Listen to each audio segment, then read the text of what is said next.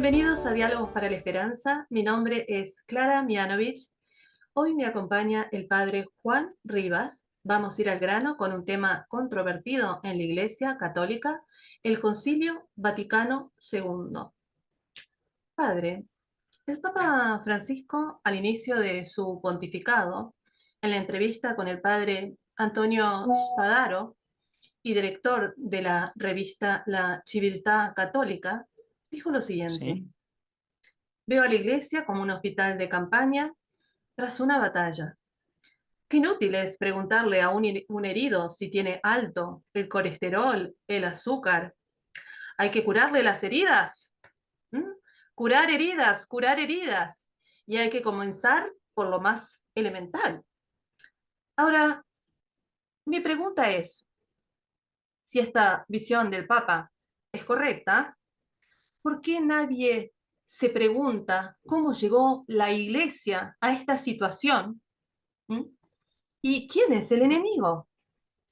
esa misma pregunta me la he hecho yo muchas veces. Ah, y creo que el Papa tiene la razón, es correcta. Es una situación que se viene agravando precisamente a partir del Concilio Vaticano II, cuando se abrieron las puertas indiscriminadamente al enemigo. Se atacó la autoridad papal hasta terminar con la renuncia de Benedicto. Se puso en duda la Iglesia como instrumento universal de salvación. Se protestantizó la liturgia y se promovió un ecumenismo sin fundamento en la verdad. La idea fundamental era abrirse al mundo sin perder la identidad, pero terminamos mundanizándonos, es decir, olvidándonos que somos levadura, levadura en medio de la masa y no masa. Jesucristo lo dijo muy claro: si el mundo os odia, sabed que me odió a mí primero. Pero la iglesia se cansó de estar en pleito con el mundo y condenar herejías, y se creyó la mentira de que proclamarse a sí misma como columna rígida y fundamento de la verdad era un pecado de orgullo y soberbia.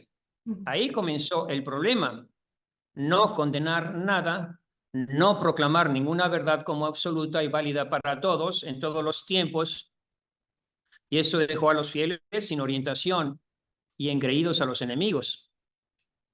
Bien, entonces, si vamos a hablar del concilio, creo que lo primero que los fieles y yo misma quisiera saber es cuáles eran los objetivos del concilio.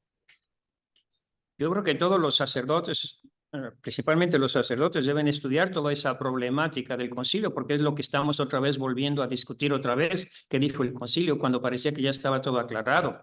Los objetivos del concilio eran una renovación de la iglesia que produjera una nueva primavera en la iglesia, un nuevo Pentecostés, una nueva fuerza evangelizadora, especialmente con el compromiso de los laicos. Como todos saben, fue convocado por el Papa Juan XXIII en 1962 y clausurado por su sucesor, el Papa Pablo VI, en 1965. El mismo Papa resumió los objetivos del concilio en una sola palabra, me refiero a Juan XXIII: ayornamiento, es decir, puesta al día. Se trataba de expresar la doctrina de siempre, no de cambiar la doctrina, sino expresar la doctrina de siempre en un lenguaje inteligible al hombre moderno. Renovación de la vida cristiana de los fieles, una mayor participación en la vida de la iglesia, adaptar la disciplina eclesiástica a las necesidades y métodos de los tiempos que estaban cambiando, de las congregaciones religiosas que se debían ir adaptando a los cambios e indicaciones del concilio. Pero después se cambió todo y se podía resumir en el concilio dos cosas: lo que la iglesia dice de sí misma y lo que la iglesia tiene que decir al mundo, es decir, lo que llamaban los entendidos la iglesia ad intra y la iglesia ad extra. La iglesia, si quería ser aceptada por el mundo, debía dejar de creerse la poseedora de la verdad. Y si la iglesia quería entrar en diálogo con las otras iglesias, debía dejar de creerse la única iglesia de Cristo, y el Papa debía dejar de creerse el representante de Dios en la tierra. Clarísimo. Pero lo que hizo este concilio diferente de los demás fue el método. Es decir, en vez de proclamar verdades y condenar herejías, como es un concilio dogmático, debía ser pastoral y debía de usar un lenguaje pastoral que es ambiguo por sí mismo, porque no define nada, no aclara nada. Así que cada vez que algún obispo proponía, por ejemplo, cuando se proponía hay que condenar el comunismo viene a destruirnos todo, la Virgen de Fátima nos previno contra el comunismo, los demás obispos le decían, eres un ignorante, entiende, hombre, este es un concilio pastoral, no vamos a condenar herejías, no vamos a decretar nuevos dogmas, vamos a dialogar. Ahora es el diálogo, esa es la pastoral. Es decir, todos entendían la pastoral como lo contrario a doctrinal, como una renuncia de la Iglesia a dejar de ser maestra de doctrina y contentarse con ser una madre acogedora de todos y de todo. Se entiende. Pero el mandato de Cristo a Pedro no fue dialogar con el mundo, sino apacentar a sus ovejas. Es decir, la pastoral antes del concilio se entendía como lo explica la Biblia. Os daré pastores según mi corazón, no según el mundo, que os apacentarán con ciencia y doctrina. El principal ministerio de cuantos ejercen de alguna manera el gobierno de la Iglesia, y así se entendía siempre, es enseñar a los fieles las cosas sagradas. Contenidos doctrinales, normas morales. Pero se cambió eso a un diálogo. Entonces, como si la Iglesia renunciara a ser maestra para contentarse con madre que acoge a todos sin necesidad de conversión. Está clarísimo, padre. Pero Pues no sé si está muy claro, pero bueno, por ahí no, iba está la muy cosa. claro, está muy claro, está muy claro. Pero ¿por qué es importante tratar el tema del concilio? Porque se habla mucho del tema del concilio. Muy pocos seglares tenemos conocimiento de este evento. Pues precisamente por la pregunta, el tema que tú comenzaste al principio, es decir, ¿cómo llegamos a esta situación donde el Papa Francisco dice, he recibido de los papas anteriores, de la situación anterior, una iglesia que parece un hospital de campaña? Yo me lo imagino esto como la película de Pearl Harbor, donde hay que curar heridas, y están todos sin cabeza, sin pies, sin brazos, y a unos ya hay que darlos por muertos y no hay que hacer nada. Hay que curar heridas. Pero lo que se nos olvida es que, ¿qué vamos a hacer para evitar que esto vuelva a suceder?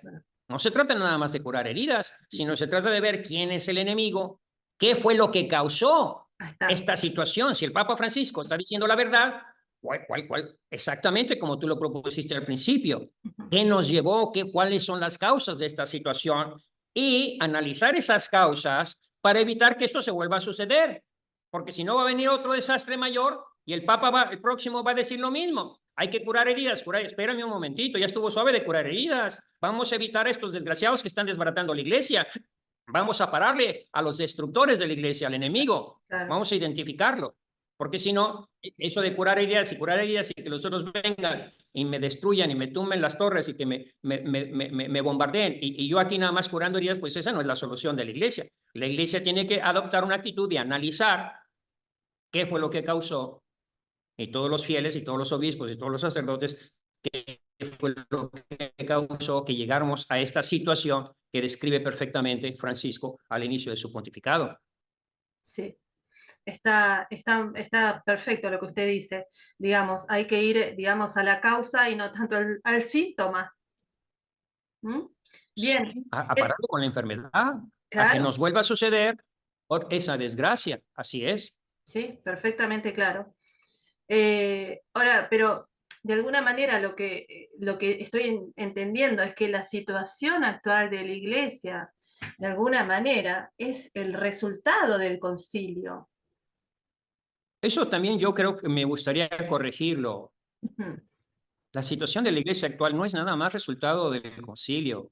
Tenemos que evitar esas cosas. Hay que estudiar los factores históricos, sociales, políticos, que influyeron en esos cambios bruscos que sufrimos, incluso en una tergiversación de todo el concilio. Estábamos en la guerra de Vietnam, estaba la revolución del 68, estaba la revolución sexual, haz el amor, no la guerra, estaba el grito de los modernistas, prohibido prohibir, ni Dios ni amo. Entonces, había una situación social de caos. Propiamente podemos decir que el concilio se adelantó a esa situación de caos que se iba a producir, porque todavía no sabíamos lo que iba a pasar en el 68 con la revolución estudiantil, ni en el 70 con la revolución de los hippies, ni después con la revolución del lobby LGTB. Entonces, se adelantó, por así decirlo, la iglesia a esa situación. Entonces, no podemos echar toda la culpa al concilio, acusar todo Claro, al concilio. claro. Teníamos ya antes en el mundo una sociedad hostil a Dios y a su iglesia. Por eso es importante que los sacerdotes se pongan a estudiar la historia, estudien el modernismo y todas las advertencias que nos venían haciendo los papas anteriores de cuál era el enemigo de la iglesia católica. Sí.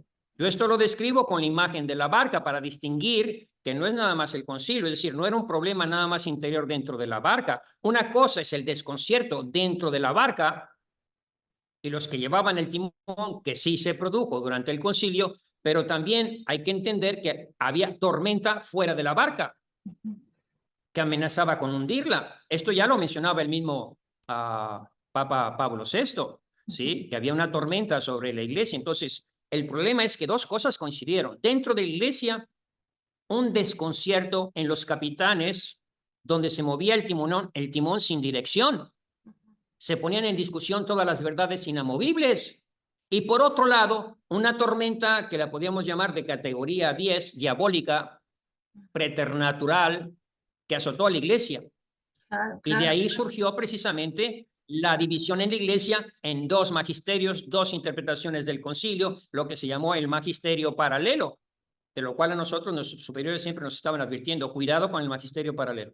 Siempre nos estuvieron advirtiendo, todo el tiempo. Bien, ahora, cuando usted menciona el magisterio paralelo, ¿a qué se refiere, padre? Son dos líneas de pensamiento en la iglesia que se produjeron inmediatamente después del concilio. La modernista, la corriente modernista, que ya nos venían previniendo los papas, a quien se le abrieron las puertas, porque propiamente el concilio los hicieron no los obispos, sino los expertos del concilio, que eran todos modernistas, de línea modernista, donde solo lo nuevo es verdadero, Ujú. el dogma evoluciona, la verdad evoluciona. Los modernistas decían que la iglesia enseñe lo que le dé la gana siempre y cuando no nos dogmatice, no nos imponga su opinión, no queremos más dogmas, no queremos más condenas de herejías. En otras palabras, lo que produjo este magisterio paralelo es la entrada que se le dio a las ideas modernistas, a la mundanización dentro de la iglesia. Ujú. Entonces, lo que sucedió fue que en la iglesia se introdujeron dos corrientes o dos maneras de ver y de aplicar el concilio. Y esto es lo que de alguna manera ha provocado que haya una división dentro de la iglesia. Así es exactamente. Surgió una división en la corriente, en la iglesia. La corriente conservadora Ujú. y la corriente progresista, impulsada por los teólogos modernistas, por los llamados, vuelvo a repetir, expertos del concilio, porque recuerden que el 80% de los obispos eran ortodoxos todavía en aquel tiempo. La minoría que venía de allá del Rin, europea, eran unos pocos modernistas. Entonces, estaba la corriente conservadora y la corriente progresista, pero estos fueron los que se apropiaron, por así decir, los progresistas, de la supuesta verdadera interpretación del concilio. Bien. Ahora, yo separé lo que dijo Juan Pablo II eh, en el Congreso Eucarístico de 1977 en Estados Unidos. Es ¿Sí? muy impresionante lo que dice ya en 1977. Dice, ahora nos enfrentamos a la confrontación final entre la iglesia y la antiiglesia. entre el Evangelio y el antievangelio, entre Cristo y el anticristo. El enfrentamiento se encuentra dentro de los planes de la divina providencia. Está, por lo tanto, en el plan de Dios y debe ser un juicio que la Iglesia debe asumir y afrontar con valentía. Tenemos que estar preparados para someternos a grandes pruebas en un futuro no muy lejano. Pruebas que nos obligarán a estar dispuestos a renunciar incluso a nuestras vidas y una Martín, entrega total de sí mismos a Cristo y para Cristo. Fuertes, así es. palabras fuertes, en 1977 ya. Sí, sí, inmediatamente después del concilio, cuando se estaban viendo ya los efectos devastadores de esas falsas teorías. ¿Qué nos puede decir de esto, padre? Bueno, que Juan Pablo II, siendo un papa conciliar, eso es lo que hay que tomar en cuenta. Tanto Benedicto como Juan Pablo II estuvieron en el concilio, entonces son, por así decir, intérpretes más autorizados que los que no han estado. Entonces él participó y colaboró en la redacción de los documentos. Está expresando de manera correcta la situación que se dio después del concilio. Una confrontación entre dos iglesias. Ya los herejes no se van fuera, se quedan dentro. Entre dos espíritus. Sí. El espíritu católico y el espíritu anticatólico, modernista. Pero quiero subrayar lo que dice en esa cita que tú has dado. El Papa dice, el enfrentamiento se encuentra dentro de los planes de la divina providencia. Está, por tanto, en el plan de Dios. Recuerda que nuestros programas son mensajes de esperanza, Correcto. ¿sí? Y por tanto, esta frase del Papa es muy esperanzadora. Claro. Es decir, Dios permite esta situación. Y esto es importante. Si vamos a hablar de este tema conflictivo, tenemos que entender que Dios está en control de todo lo que pasa Sí, en la iglesia. eso Dios es puede cierto. permitir estas divisiones. Para mí aquí está la clave de toda la interpretación del concilio, que Dios está en control de todo lo que pasa y que incluso la pasión de la iglesia en los últimos tiempos que estamos viendo ahora es parte del plan de salvación de nuestro Señor.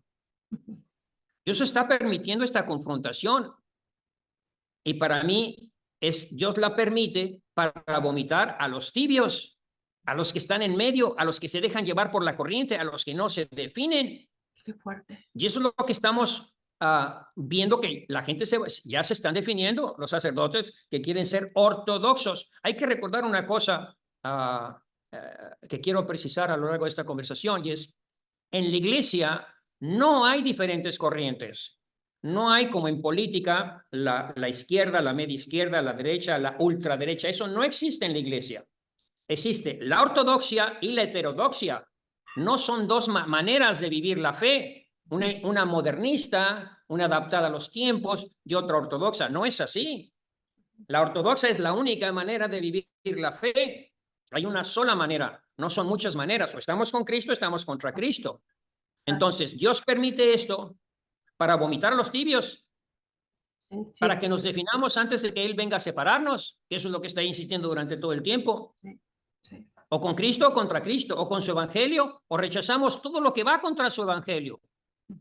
Dios permite que la cizaña en su campo crezca orgullosa, que se defina, que los herejes se muestren como tales, que los lobos se quiten las máscaras de ovejas y que se demuestren como lo que verdaderamente son, Qué que fuerte. enseñen los colmillos y que el pequeño rebaño se muestre como tal, refugiándose en su Madre Santísima. Eso es lo que Dios está provocando esta situación. Qué fuerte, padre. Es muy fuerte todo lo que está Providencial, diciendo realmente. yo lo diría providencial. Pero O bueno, estás con Cristo, estás contra Cristo, sí, o sigues el Evangelio o vas a seguir todos estos cambios que ya nos quieren cambiar el catecismo, nos quieren cambiar el Evangelio, nos quieren cambiar la Biblia, nos quieren cambiar, pues vete a otra iglesia, hombre, ya está cambiado todo. Ya los cambiaron los protestantes, ya lo cambiaron los anglicanos. Lárgate de aquí y vete con ellos. ¿Para qué quieres ser una iglesia más protestante si ya tenemos muchas?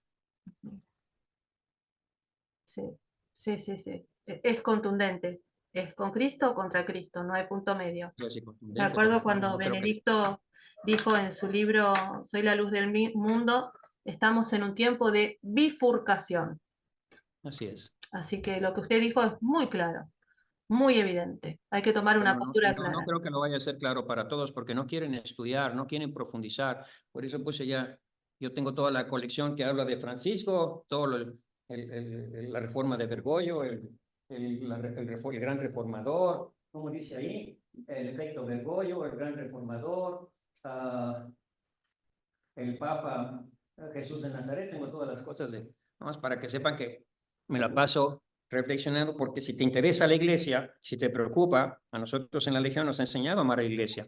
Claro, Entonces, tenés que, yo sí. sufro con la iglesia esta crisis porque lo que veo es la confusión que se produce en los seglares. Y eso es lo que yo siempre he tratado de hacer, ayudar por lo menos a los seglares, ¿sí? Sin entrar en conflicto, aunque cuando dices la verdad, entras necesariamente en conflicto con toda esta corriente modernista dentro de la iglesia. Cristo entró en conflicto. Es así, padre. Sí, Bueno, estamos viviendo una situación, para mí es igual que la de, yo así, ese es el otro punto de referencia. Para mí la situación actual de la iglesia es la misma de Cristo en su tiempo, la pasión de Cristo. Estamos viendo una rebelión, dos iglesias dentro de la iglesia, exactamente como en tiempos de Cristo, los que seguían sumo sacerdote y a todos los que estaban con él y los que se iban al campo a escuchar al Mesías. sí. Bueno, padre, continuando con la nota, entonces, lo que provocó la división dentro de la iglesia fue el concilio. No, lo que provocó la división fue que, además de las situaciones que ya dije del mundo, fue que los medios de comunicación calificaban de conservadores a los obispos que querían seguir fieles a la tradición y de conciliares o progresistas a los que estaban apoyando todas las novedades y cambios en la iglesia. Los medios descalificaban a los obispos ortodoxos. Los medios adquirieron un gran poder en aquellos tiempos. Apenas estaba comenzando la televisión a color y ellos, por así decir, fueron las trompetas de Satanás, ¿sí? Descalificando a los obispos ortodoxos que defendían la doctrina de siempre, llamándolos conservador, anticonciliar. Esto provocó que los obispos, que eran muy buenos, que repito, eran el 80% de conservadores, se quedaran callados porque tenías miedo de que te acusaran en frente de las cámaras y en frente de todos de que tú estabas en contra del concilio porque querías conservar la fe de siempre. Qué horror. O sea, en definitiva, lo que hicieron fue un uso, ¿no?, del lenguaje para descalificar a los conservadores, por decirlo de alguna manera. Y empezaron, como era un concilio pastoral, empezaron a inventar palabras, Ujú. ¿sí? Un nuevo tipo, un nuevo lenguaje, porque dice que querían adaptarse al mundo y empezaban a decir palabras ambivalentes, no muy claras, ¿sí? Que quedaron después impresas en el concilio y que después esto provocó que se pudiera interpretar de dos maneras, porque cómo reconcilias lo que dicen unos con los otros, pues dejando las cosas de manera ambigua, que fue lo que fue el trabajo que estuvo haciendo Pablo VI, para que todos coincidieran, pues más o menos decía, las quitaban términos, palabras muy claras y muy definidas y las iba dejando más acomodadas a ambos pensamientos.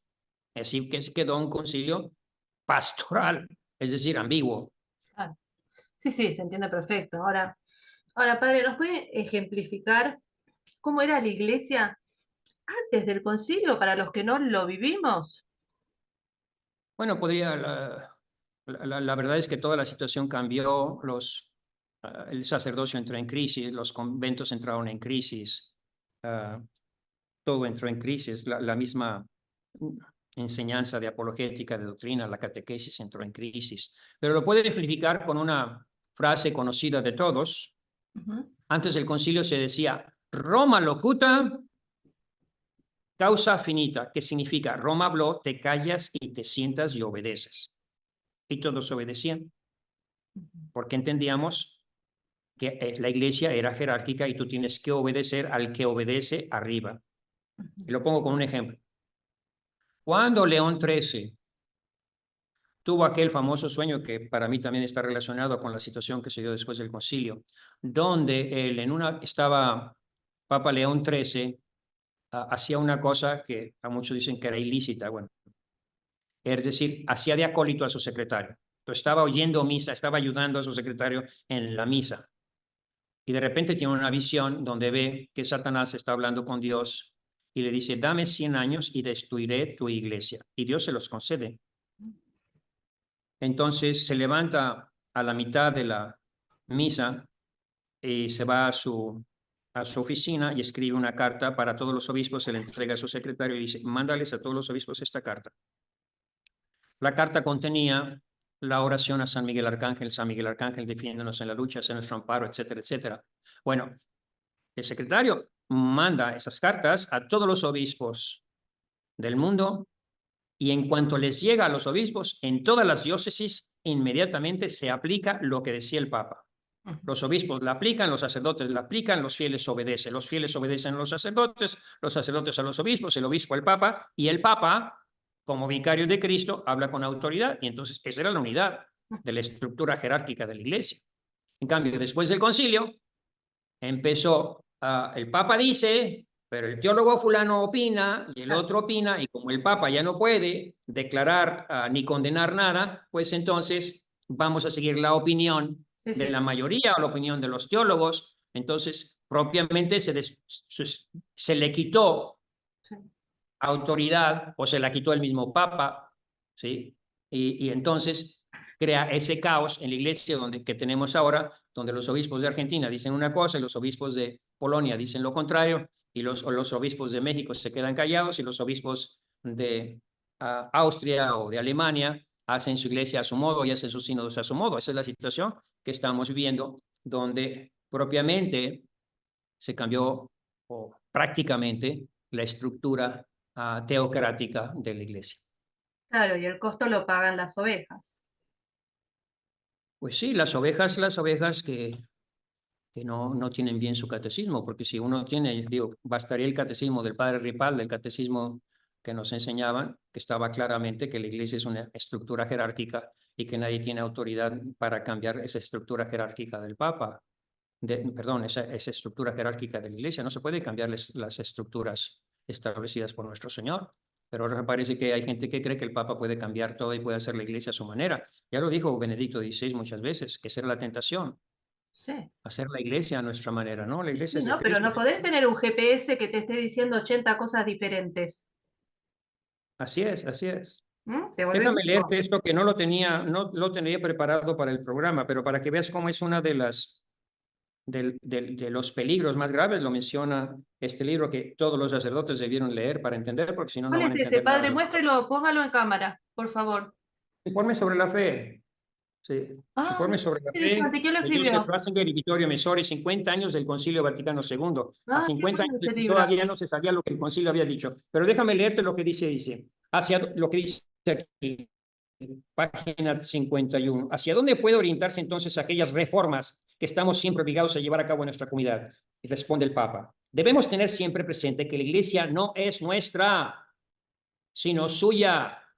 No es del Papa Francisco, no es de Juan XXIII, no es de Juan Pablo II, no es de la Iglesia, ¿sí?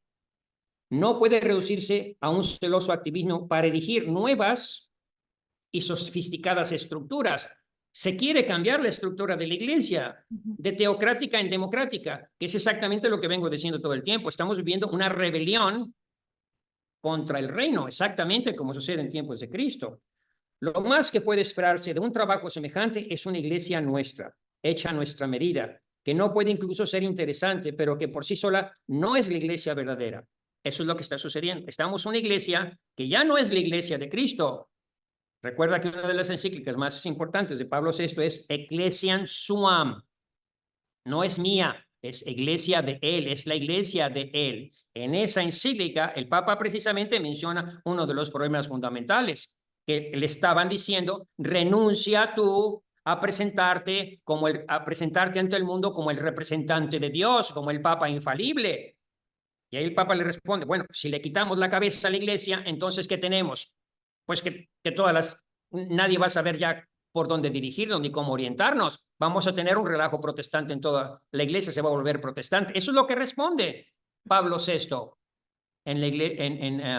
a esa objeción de querer quitarle al Papa el que se pronuncie como vicario de Cristo, representante de Dios en la tierra. Pregunta que le vuelven a hacer a Juan Pablo II Cruzando el Umbral de la Esperanza. ¿Por qué te crees tú el representante de Dios en la tierra? Qué orgullo, qué soberbia. No dejas que todas las iglesias sean iguales. Y el Papa responde nada más, pues mira, Jesucristo nada más le dijo al Pedro, no tengas miedo, no tengas miedo, esta es decisión mía, no es decisión tuya. Si yo soy el que estoy en control. Entonces, este es el relajo que tenemos actualmente, de determinar en otra iglesia. Esta iglesia que nosotros hagamos como nuestra, dice aquí Benedicta, Cardenal Ratzinger, no es la iglesia verdadera, aquella que nos debe sostener con la fe y nos da la vida con el sacramento. Lo dice aquí, sí, Bueno, pero librito. lo que siento después de lo que leyó es como que nos están robando la iglesia. Sí, nos la están cambiando. Es otra iglesia, una iglesia democrática, por supuesto. Ya no es la iglesia teocrática. Otra vez. Es exactamente, Jesucristo lo dice de una manera muy sencilla, con los viñadores que se quieren apropiar de la viña. Con aquellos que en la parábola de las minas mandan unas cartas diciendo, no queremos que este reine sobre nosotros. Nosotros queremos, por voto de la mayoría, decidir cuáles son las verdades que estamos dispuestos a aceptar en nuestra cabecita. Nada más vamos a aceptar las verdades que nos caben en la cabeza y no queremos ninguna regla por abajo del ombligo. No me vengas a poner con ninguna regla, se acabó. Bueno, Esa es la nueva iglesia. pero Esa es la nueva iglesia. bueno, pero alguien que se atreve a robar la iglesia del rey va a tener una reprimienda muy importante también, ¿no? Bueno, otra vez volvamos a la idea que decía el Papa Juan Pablo II, ¿no? Es decir, esto lo estaba permitiendo en la iglesia precisamente para que cada quien se ponga de su lado, se manifieste quién es trigo y quién es cizaña, quién está con la cizaña, ¿sí? Bueno, pero es algo bastante grave Quién hacer quiere eso. permanecer fiel, ¿sí? A las enseñanzas de Cristo y su evangelio, y quién cree que ahora comienza una nueva iglesia, un nuevo evangelio adaptado al mundo, ¿no? Entonces, pues eso es lo que cada quien tiene que definirse, Mm. Bien, ¿sí? padre. Que cada quien Eh, escoge el camino que más le guste. bien, le quiero hacer una última pregunta. ¿Cuál fue el rol, sí, de la Madre de Dios, de la Virgen María, en este concilio? Bueno, vamos a ver. El concilio dice, el problema es que muchos la querían nombrar medianera, el concilio la medianera y no la, y eso se pusieron muchos porque no coincidía con el dogma que inventó el concilio, el dogma del ecumenismo. Entonces, el ecumenismo estaba por encima de todo, que era reconciliarnos con los hermanos separados. Entonces, otra vez, poner a la Virgen por delante de Cristo iba a incomodar a todos los protestantes. Entonces, se evitó tratar ese tema, pero dice cosas que son hermosas. Dice, la Iglesia ha alcanzado ya en la Virgen la perfección, en virtud de la cual no tiene mancha ni arruga, es decir, es la nueva Eva, y resplandece como modelo de virtudes para toda la comunidad, que es correcto. Es decir, la mejor devoción a la Virgen María es la imitación de sus virtudes. Y hasta ahí se queda. Pero el problema con la Virgen María es de otro tipo. El problema era lo que estaba sucediendo con las apariciones marianas. En esos tiempos estaba Garabandal en su auge, hablando de cómo iba a venir revolución y divisiones dentro de la iglesia. Fátima también nos había prevenido de que como el comunismo, si no se consagraba el mundo a la Virgen María, se iba a introducir dentro de la iglesia y los errores de Rusia nos iban a llegar.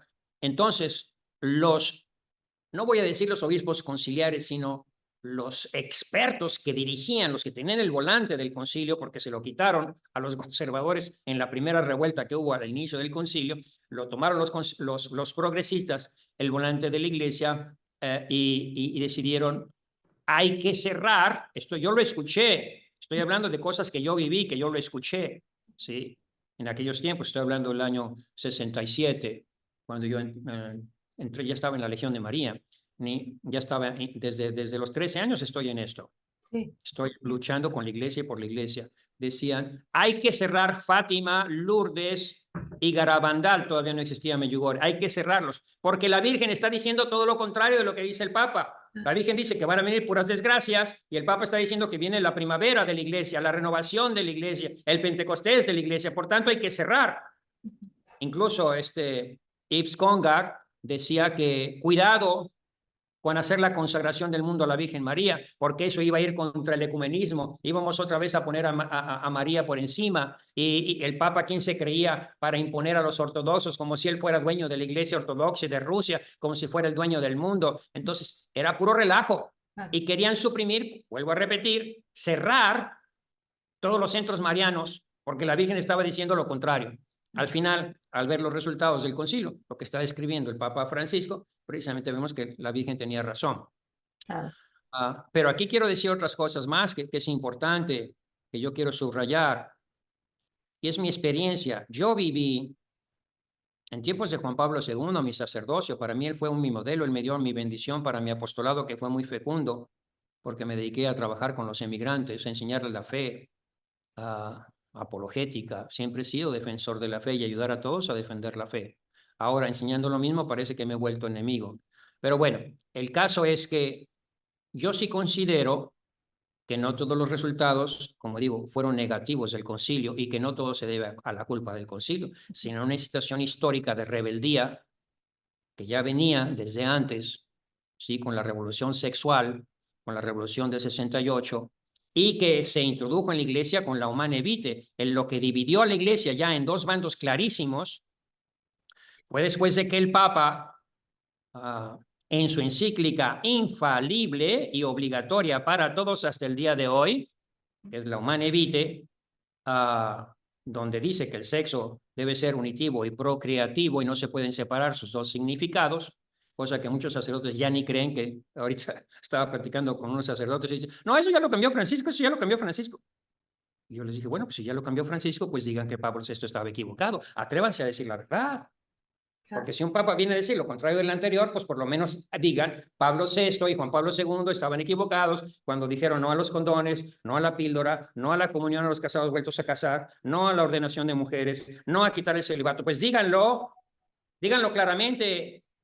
Vamos a cancelar como equivocado a todo lo que enseñó Juan Pablo II, que fue corrigiendo precisamente todos los errores. A nosotros en la Legión siempre nos previnieron contra el magisterio paralelo, es decir, contrario al Papa. Y yo estaba viendo eso, lo estábamos viendo todo el tiempo. Nuestros superiores están, miren lo que está haciendo esta congregación, miren lo que está diciendo este obispo, miren lo que están haciendo. Hay obispos que están en contra de todas la reforma, de la reforma que está haciendo Juan Pablo II. Cuídense de esos obispos, cuídense de acá. Nos estaban diciendo constantemente y los mencionaban por nombre, ¿sí? Entonces nos hablaban de ese magisterio paralelo, y entonces nosotros, o por lo menos yo, o por lo menos algunos de los legionarios, nos pusimos a estudiar a ver qué estaba diciendo Juan Pablo II y cómo fue corrigiendo desde la Christi Fidelis Laici cada una de las falsas interpretaciones del concilio, ¿sí? No a confundir el sacerdocio de los seglares con el sacerdocio ministerial, no a la ordenación de mujeres,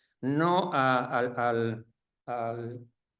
las píldoras, no a quitar el celibato. Eran los papas del no, ¿sí? Entonces vino todo eso. Entonces, con Juan Pablo II no podemos negar que vino, por lo menos en mi experiencia, una renovación de la iglesia.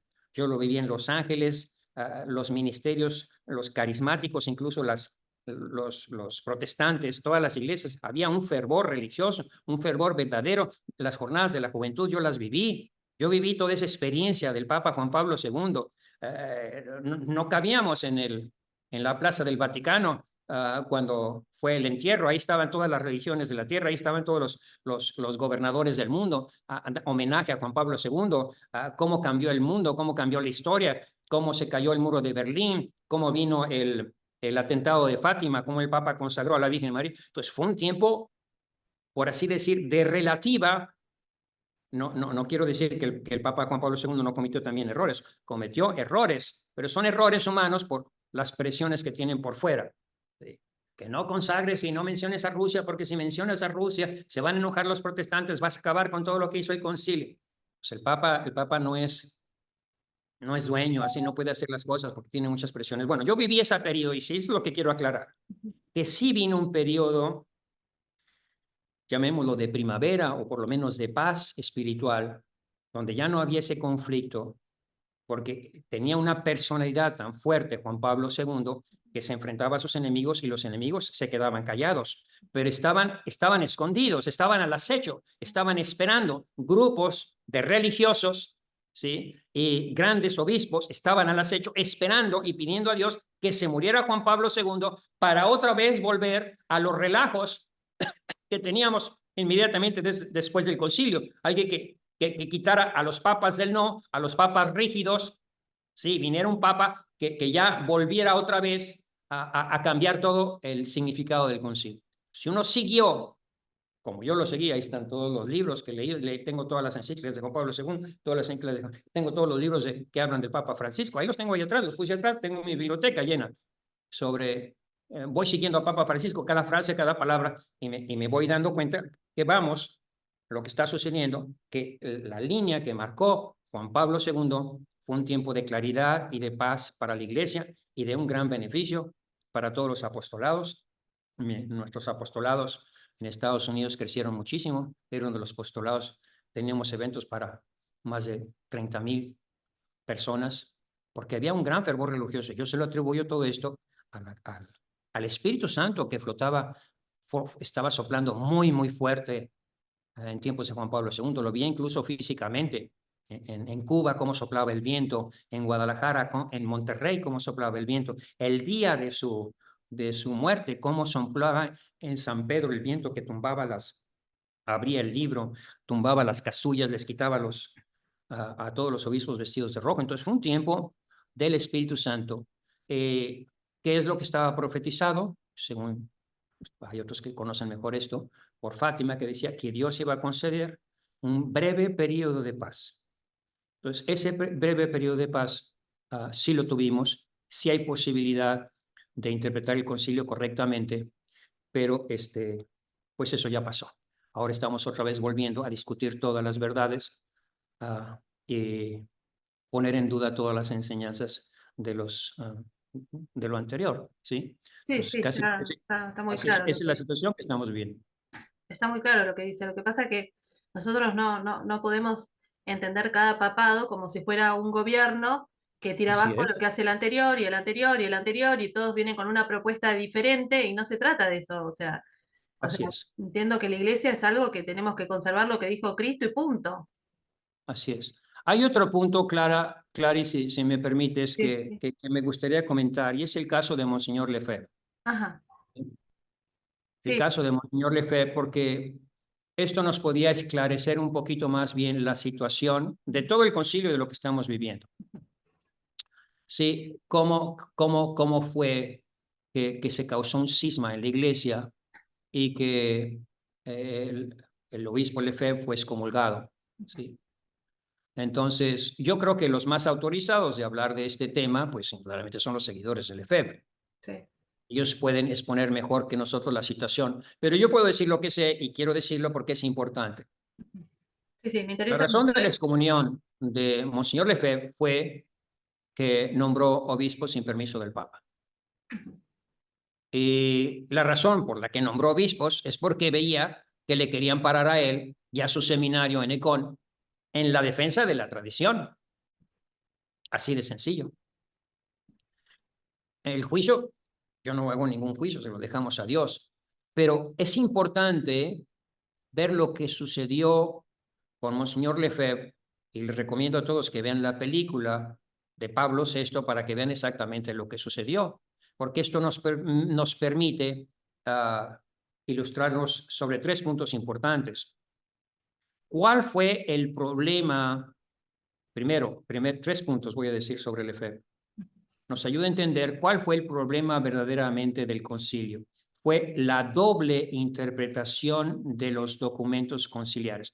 Además que muchos ni los leyeron jamás porque lo que los obispos y la mayoría de los sacerdotes supieron del concilio fue lo que decían los periodistas en la televisión, Ah, en los periódicos, los medios de comunicación. Nunca leyeron los documentos conciliares. los Así opino de yo. sencillo.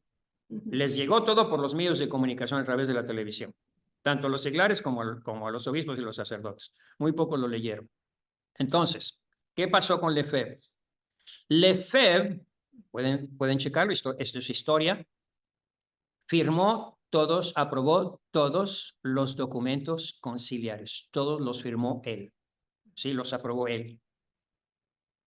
Cuando a Lefebvre le preguntan, oyes, ¿cómo tú estás en contra del concilio y lo acusa de ser culpable de todos los relajos actualmente en la iglesia, si tú mismo firmaste todos los documentos? Y la respuesta de Lefebvre fue decir, efectivamente los firmé yo, pero la interpretación que se les daba durante el concilio es totalmente diferente de la que se les está dando actualmente. Nos engañaron porque lo que decían los documentos es una cosa y yo vi que inmediatamente después del concilio la aplicación fue totalmente diferente a lo que los padres conciliares entendíamos que se estaba diciendo. Entonces, otra vez, Lefebvre nos confirma en cuál es el problema de ese concilio pastoral, en que nos cambia el lenguaje y al cambiar el lenguaje te cambia también la fe y te cambia la manera de interpretar las cosas y es factible de interpretar el concilio perfectamente en sentido modernista. Así de sencillo. La segunda cosa es entender que esto es muy difícil porque nosotros somos ahora muy fáciles de incluso irnos contra el Papa y condenar al Papa y acusar al Papa. Y hay que entender que los papas cometen errores creyendo hacer un beneficio a la iglesia o estando coaccionados por sus ayudantes. Entonces, pueden cometer esos errores, como los cometió Pedro cuando Sí, dijo, tú no vas a ir a la cruz, sí, el sí, sí, rechazo por de la cruz. Pero supuesto. bueno, les quiero explicar lo que pasó. Está en la película de Pablo VI.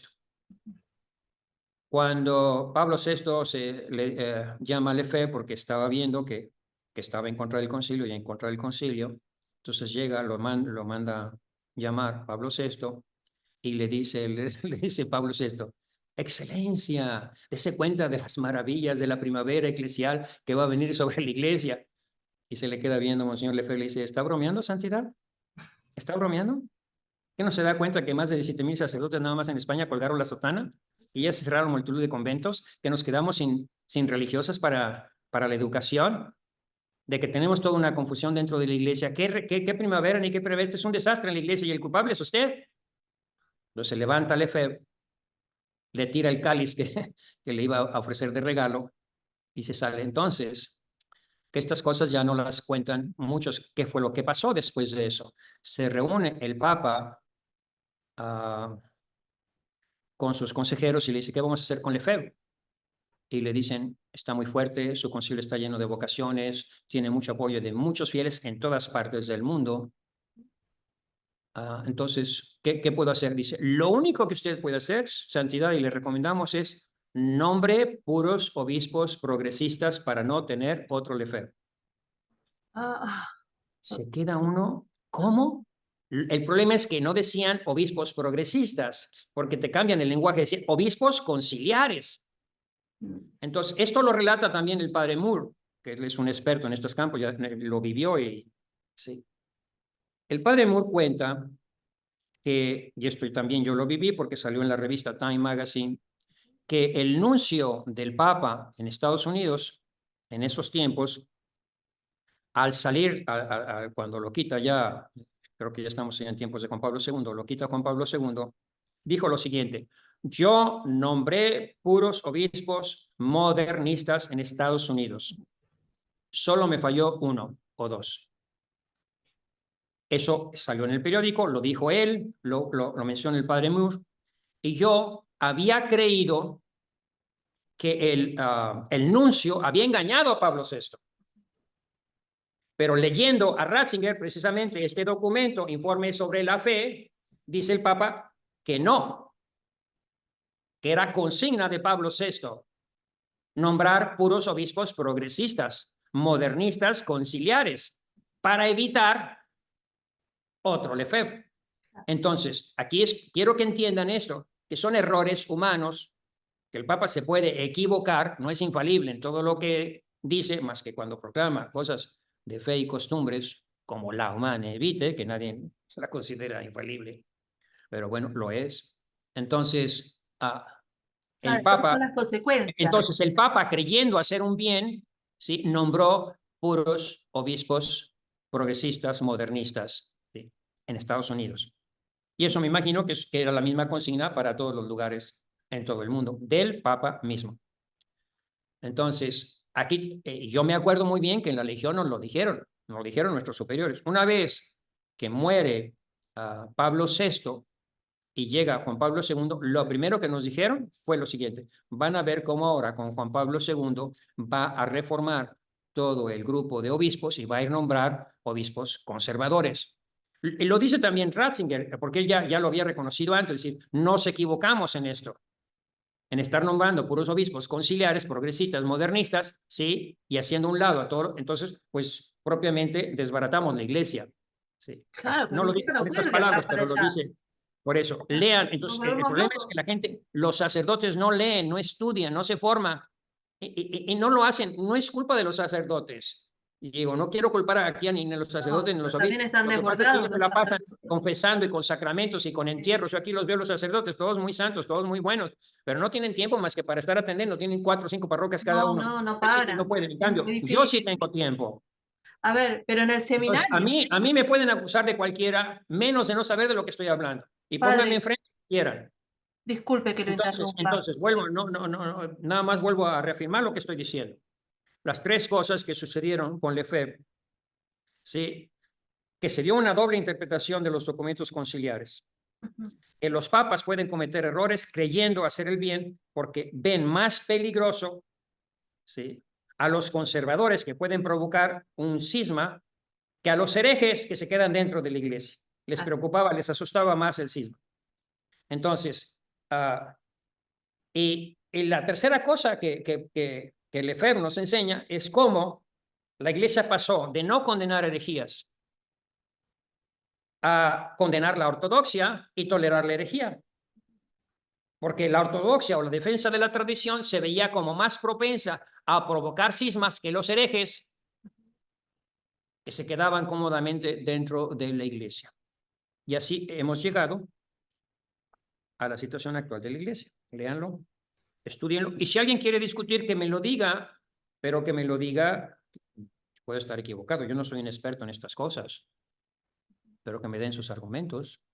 ¿Sí? No, nada más estás equivocado, eres un tonto, tú no entendiste nada, no sabes lo que... a mí dame los argumentos. Puede estar equivocado, puede haber otra visión, correcto. Yo no soy un experto en estos temas, pero estoy contando los hechos históricos, que los cuenta también el padre Muir, ¿sí? Aunque el padre Muir no cuenta lo que estoy diciendo, que Pablo VI después se reúne y fue él el que le aconsejan mal, ¿sí?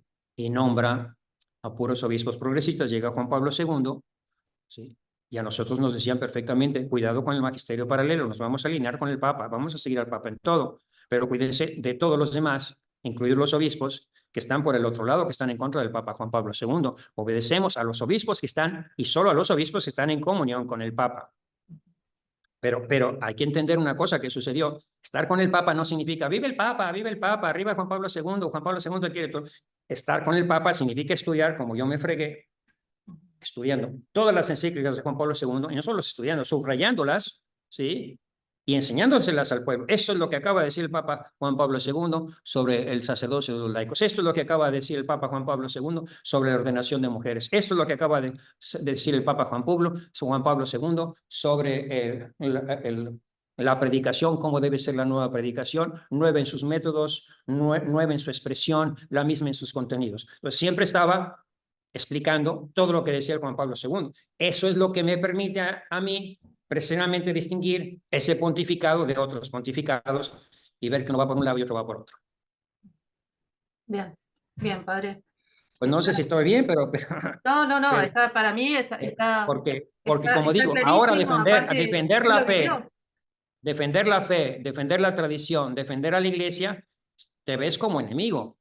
Exactamente, otra vez a lo que dijo eso que citaste de Juan Pablo II, sí, que debemos estar preparados para el martirio, porque ahora defender la verdad es insultar, sí, y rechazar toda la reforma conciliar. Pues no, no es así, no es así. Hay ciertas cosas verdaderas y buenas, y hay otras cosas que están totalmente equivocadas y que no estaban dentro de los planes del concilio. Más bien parece que hemos llegado a lo que mismo Pablo VI decía, a un pensamiento que ya de católico no tiene nada del pensamiento, sí, un pensamiento. Hemos cambiado nuestra manera de pensar, incluso se nos está descomponiendo la cabeza, porque la pérdida de la fe, como dijo Juan Pablo II, lleva a, tarde o temprano, a la pérdida de la razón. Así es.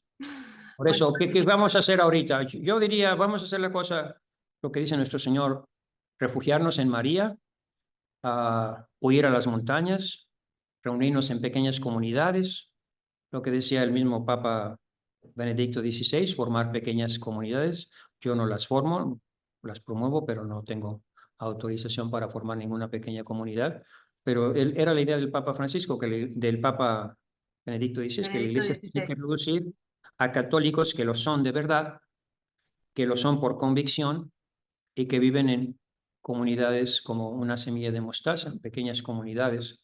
Eso era lo que el Papa Benedicto XVI promovía. Yo creía que estaba en lo correcto, promoviendo lo que el mismo Papa Benedicto nos proponía. Pero bueno, ahorita mejor es callarse y retirarse y orar y pedirle a la Virgen que nos proteja y no entrar en conflicto con las autoridades. Los pleitos contra las autoridades no nos va a llevar a ninguno. Entonces respetemos la autoridad, por lo menos. ¿Sí? El Campo de problema es que como los que quieren vivir la fe rectamente son rechazados por el mundo, es necesario que vivan en comunidades como puedan, porque si no se van a sentir muy solos. Entonces, lo que usted está diciendo no, tiene mucho sentido común y evidentemente es algo que estaba visualizando de una forma muy profética el Papa Benedicto XVI. Así que, Sí, bueno, me parece excelente cerrar con esta idea, esta nota, que fue para sí. mí muy interesante, muy educativa. Aprendí muchísimo con usted, le agradezco mucho su tiempo, padre, y le voy a pedir si nos puede dar la bendición.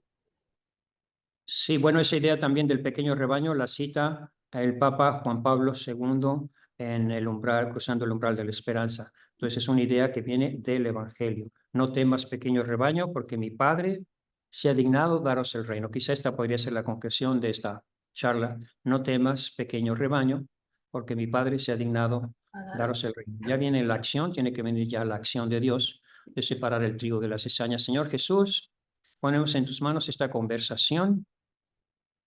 Si hemos dicho algo que no es conforme a la verdad, que se borre de nuestras mentes, que se borre de nuestros corazones y que solo nos quede aquello que contribuya a la verdad, al bien de las almas y todo lo que sea para el triunfo de la Virgen María y el pronto reinado de Cristo en la tierra y el triunfo mismo de la Iglesia. Amén. Gracias. Muy bien, gracias, padre.